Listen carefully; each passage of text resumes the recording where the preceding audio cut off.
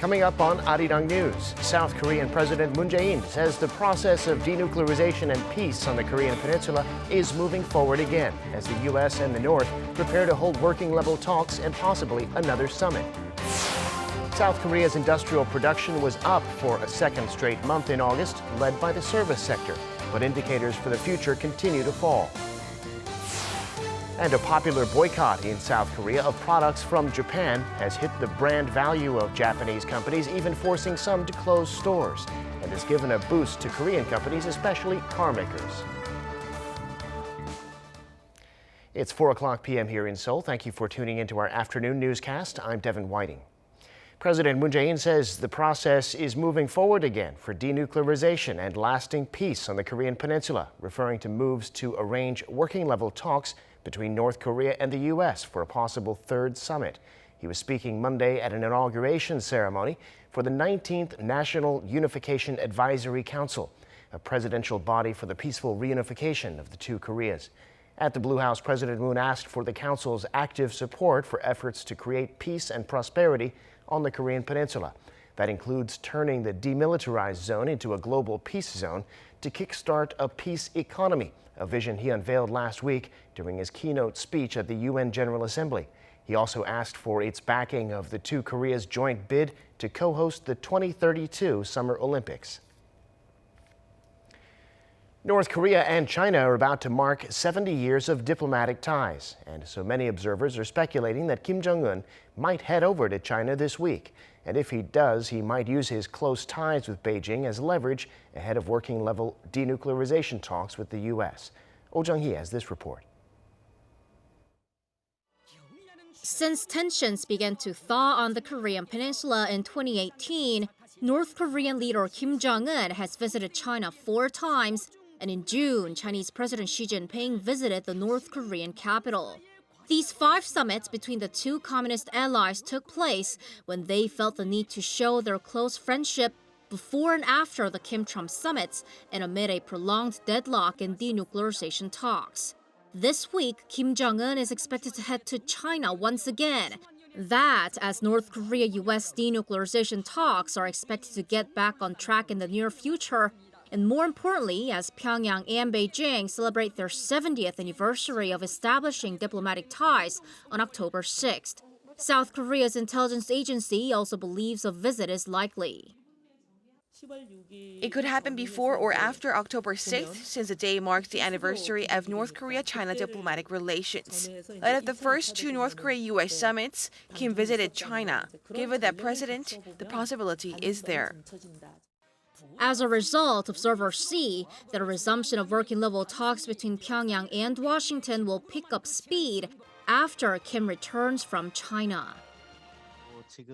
Kim's visit to China will further strengthen North Korea-China relations and help the North get an upper hand in its negotiations with the U.S. That is, even if North Korea faces sanctions, it'll keep its economic situation stable and make the U.S. change its stance rather than giving in. If Kim heads to China this week, it's likely that China will side with North Korea to call for regime security and sanctions relief from Washington for there to be any progress in denuclearization talks. Oh Jung-hee, Arirang News. A new poll in the U.S. suggests a majority of Americans do want to see the impeachment inquiry into President Trump move ahead. Still, he has enough support in Congress to make it very unlikely he'd be removed from office. Our Choi Si-young has this story. According to a CBS News poll released on Sunday, 55% of Americans think the recently announced impeachment inquiry into President Trump is necessary. Last Tuesday, House Speaker Nancy Pelosi announced the inquiry would start, claiming Trump had violated the Constitution through his contacts with Ukraine. An anonymous whistleblower claims President Trump pressured Ukraine's new president to investigate former Vice President Joe Biden, his potential 2020 political rival, and his son Hunter at a time when Ukraine was desperate for military aid from Washington. A separate whistleblower alleges President Trump abused his power to solicit interference from Ukraine in the upcoming 2020 presidential election. President Trump continues to deny doing anything improper, but the transcript of the phone call the inquiry is based on, which was released by the White House, shows President Trump did press the Ukrainian leader on the corruption allegations against the Bidens. Last Friday, the three House committees, Foreign Affairs, Intelligence, and Oversight, also subpoenaed Secretary of State Mike Pompeo to turn over documents relating to the administration's dealings with Kiev. If the House votes in favor of impeachment, a two-thirds majority of the Senate is required to convict and remove a president from office, which has never happened in U.S. history. Most watchers say it remains highly unlikely the Republican-controlled Senate would vote to remove President Trump from office. 최시영, Arirang News. Meanwhile, it was one of the most violent weekends in Hong Kong so far, as protesters took to the streets in support of democracy and marking the 5th anniversary of the Umbrella Movement. It's not lost on the protesters that China's Communist Party is celebrating 70 years in power this Tuesday. Kim Da-mi reports. Umbrellas, which acted as shields against the Hong Kong police 5 years ago, were back in force over the weekend. The 2014 Umbrella Movement was the city's first homegrown pro-democracy movement, but the 79-day-long protest failed to win any concessions from China on the right to free and fair elections. To mark the Umbrella Movement, some 300,000 protesters returned to the same location in central Hong Kong to urge the government to respond to their 5 demands, including ending police brutality. But unlike the Umbrella Movement, the demonstrations this time were not so peaceful. Calling the rally illegal, Hong Kong police fired tear gas and water cannons against demonstrators who vandalized government buildings and set small fires across districts. The water cannon shot blue dye to mark the protesters for later identification. Anti-Chinese sentiment was also easy to spot, with protesters drawing swastikas on Chinese flags or setting the flags on fire. Dozens of people were reportedly arrested. Pro-democracy movement activists also rallied in 72 other cities, including Seoul, Sydney, and Berlin, to support the protesters. U.S. House Speaker Nancy Pelosi also backed the semi-autonomous city, saying that Washington is with Hong Kong. Beijing, however, slammed the support, adding that the U.S. is intervening in what are solely China's issues. China is now gearing up to celebrate its 70th year of communist power on Tuesday. However, demonstrators' cries for a greater democracy are expected to increase, with another mass march planned in Hong Kong on Beijing's special day. Kim Da-mi, Arirang News. South Korean footballers Son Heung-min and Lee Kang-in have been put on the squad that'll play North Korea next month in a World Cup qualifier in Pyeongyang. The list announced Monday by coach Paulo Bento hasn't changed since the recent match against Turkmenistan. Son is a superstar forward for Tottenham Hotspur, and Lee Kang-in won the Golden Ball at the 2019 FIFA U20 World Cup. They'll join training on October 7th in the city of Paju. South Korea will play Sri Lanka at home on October 10th and then go to Pyeongyang to play North Korea on October 15th. This will be the first inter-Korean match to be played in Pyeongyang in 29 years.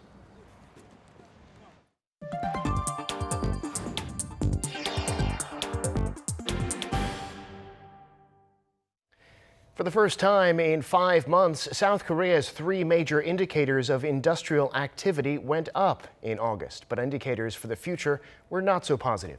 Our Hong Yu has more. Industrial output across all sectors in South Korea continued its upward trend for the second month in a row, edging up 0.5% in August compared to July. Statistics Korea says this was mainly due to an increase in service sector output, which saw a 1.2% increase a month, with better performances by the wholesale and retail sector and the insurance sector. Car production saw an on-month increase, and semiconductor shipments increased by 6.1% in August compared to July. The agency said that the surge in semiconductor shipments was due to higher demand for cell phones. Retail sales also increased by 3.9%, the biggest increase since January 2011. The agency said this was mainly due to increased automobile purchases and gifts for Chuseok. But the ongoing boycott against traveling to Japan has hit the air transport and travel service businesses, with less people traveling abroad. Facility investment showed an increase of 1.9%, continuing its upward trend for the third month in a row. And the coincident index, which measures the current economic conditions in the business cycle, also went up slightly for the first time in 3 months. However, the leading economic index, which shows future business conditions, fell for its fourth consecutive month. This is due to lack of domestic demand and poor external conditions, such as the US-China trade dispute and South Korea-Japan trade dispute. The index is expected to continue falling, but at some point the government's sound fiscal management will show its effect in strengthening the economic outlook. Statistics Korea also said that exports and external conditions need to improve for industries to see better prospects. And without such improvement, it will be difficult to see a sustained upward trend. Hong-yu, Arirang News. South Korea has denounced Japan's export controls at the latest meeting of the Wassenaar arrangement, which is one of the world's 4 major export control regimes. Seoul's trade ministry said on Sunday that at last week's meeting in Vienna, it called for the international community to take interest in the matter. And the South Korean delegation said Tokyo's export controls are unilateral and political and were imposed despite Seoul faithfully abiding by global export control norms. South Koreans continue to boycott Japanese products in response to the strict export controls. And new research suggests this is indeed beginning to hurt a major Japanese retailer here in Korea. Our Ji-young has more. South Koreans have been sticking to their boycott of Japanese products since July as an avenue to express their anger over Tokyo's export curbs on Seoul. As the boycott rumbles on, the brand value of some Japanese firms have taken a nosedive.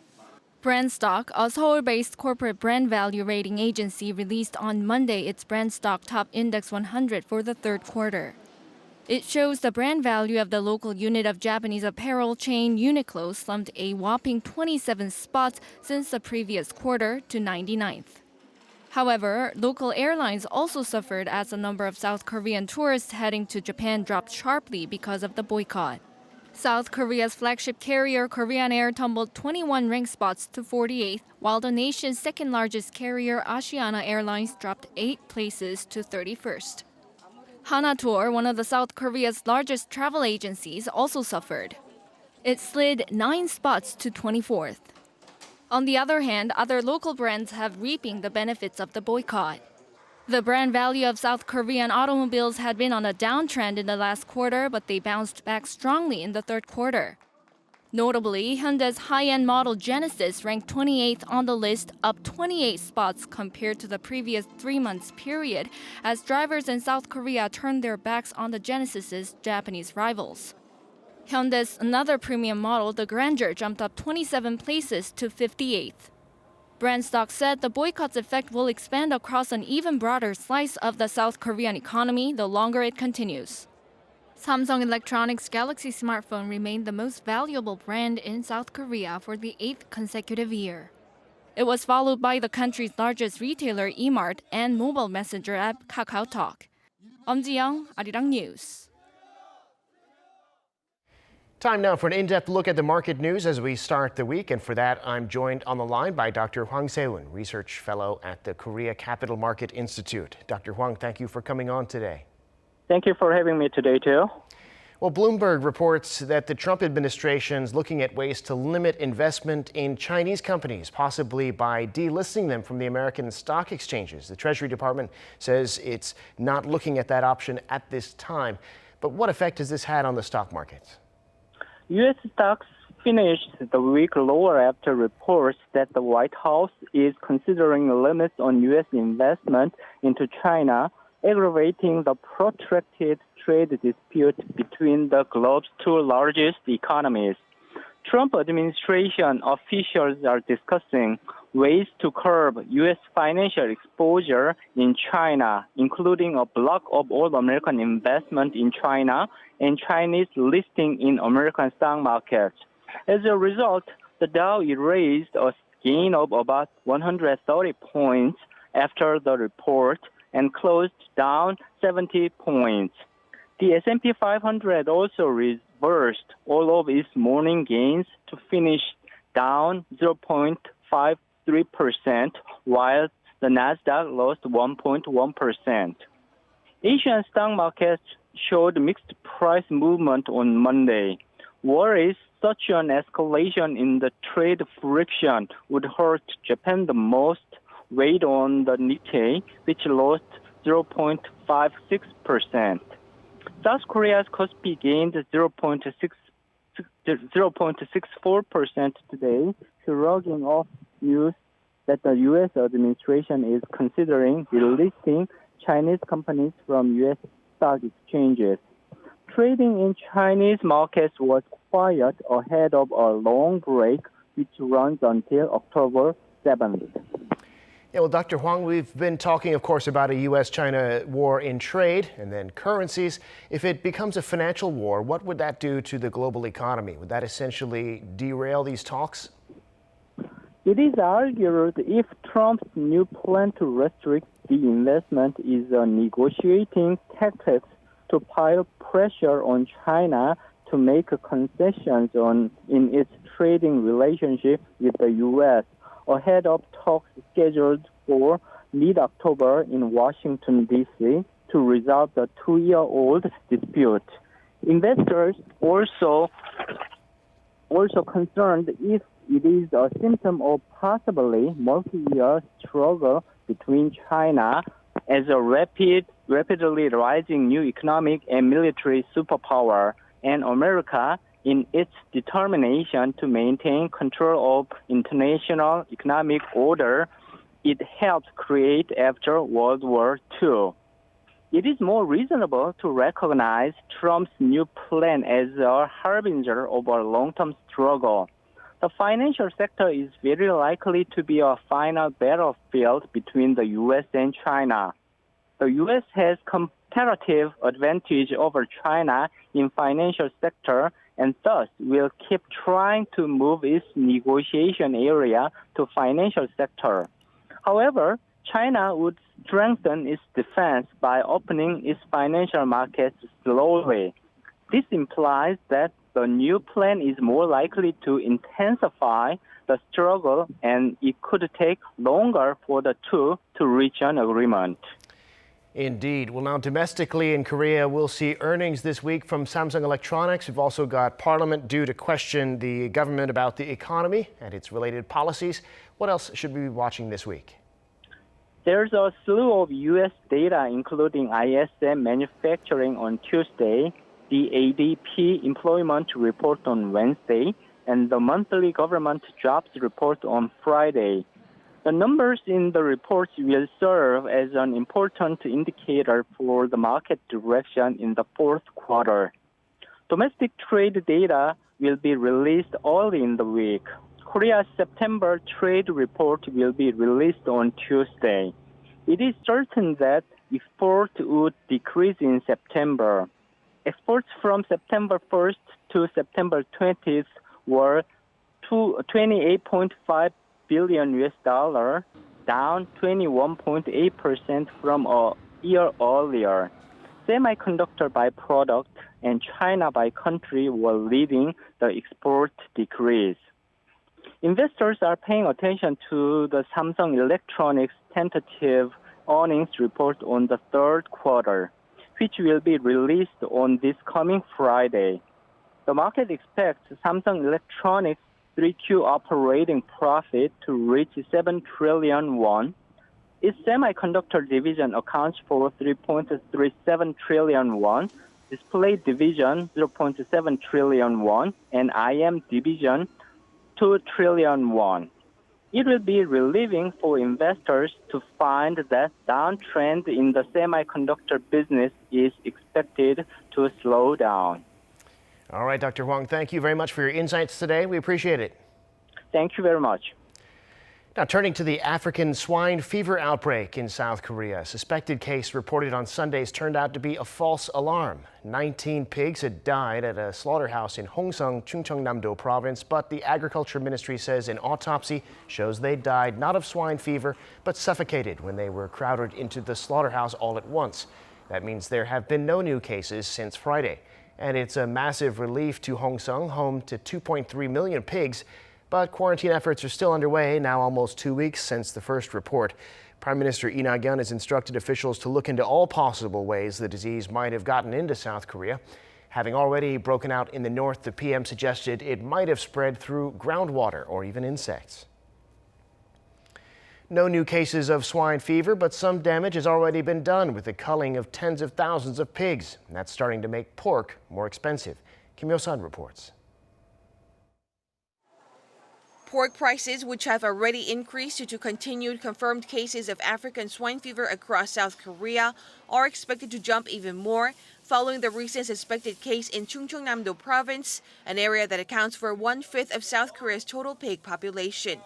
The average wholesale pork price for next month is estimated to be between $3.3 and $3.5 a kilogram, which is 3 to 7% higher than the same time last year. As wholesale prices creep up, wholesalers and consumers are starting to feel the pinch. We can't purchase pork as it's too expensive due to the government's movement ban on pigs. Since the first case of African swine fever was confirmed in South Korea in mid-September, over 95,000 pigs have either been slaughtered or are scheduled to be.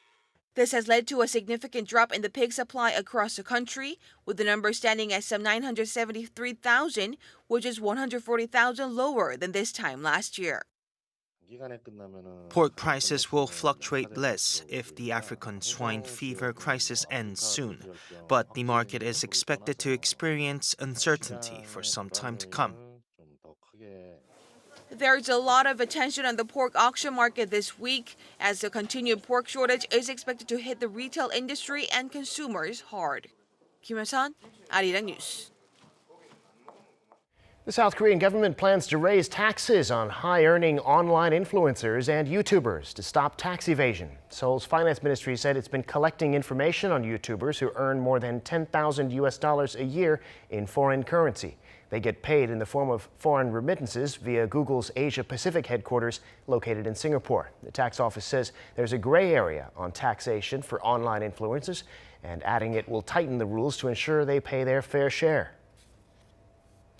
The global auto industry has seen sales down for 12 months in a row now, its worst performance since the global financial crisis. According to the Korea Automobile Manufacturers Association, around 7.2 million cars were sold worldwide in August, a 3.9% decrease from a year earlier.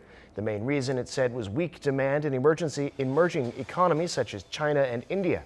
For the year, UK researchers at LMC Automotive estimate total sales through August at 59 million, an on-year drop of 5.9%. The figures don't bode well for Korean car makers, which rely heavily on exports. The popular heartburn drug Zantac will no longer be available at American retailer CVS over fears it could cause cancer. Sales are now suspended following concerns that products based on the compound ranitidine, like Zantac, may contain a carcinogen. Ranitidine reduces the amount of stomach acid, relieving indigestion and acid reflux. France and Canada have already recalled Zantac. Health authorities advise that patients taking the drug should consult with a doctor who can prescribe alternatives. Another typhoon approaching Korea, the 18th typhoon of the season, Mitag, is forecast to hit the southern parts of the country on Thursday, which is National Foundation Day. Some parts of the country can expect heavy rain from Tuesday as the typhoon approaches. Choi Jung-yoon has the latest. Typhoon Mitag is likely to strike the South Korean mainland by early Thursday. According to the Korean Meteorological Administration, on Monday morning, Typhoon Mitag was located some 400 kilometers off the coast of Taiwan, traveling in a west-northwest direction toward Shanghai, China. It is a medium-sized typhoon with a maximum wind speed of 115 kilometers per hour, but is expected to weaken as it passes by China on Tuesday night.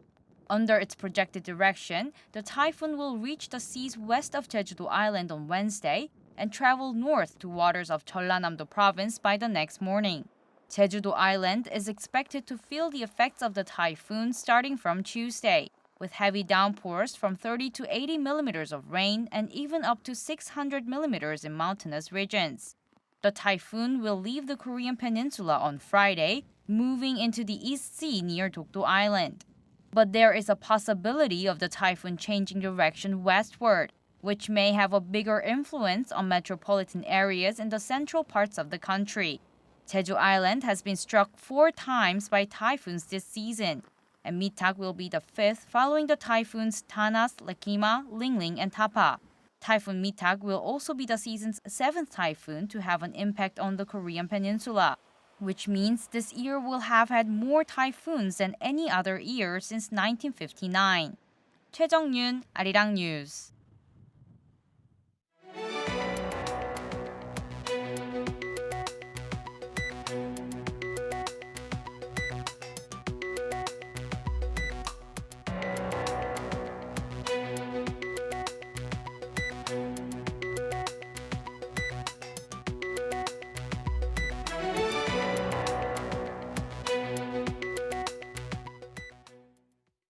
And that brings us to the end of this newscast. Thank you for watching. More live news coming your way at 7 p.m. Korea time.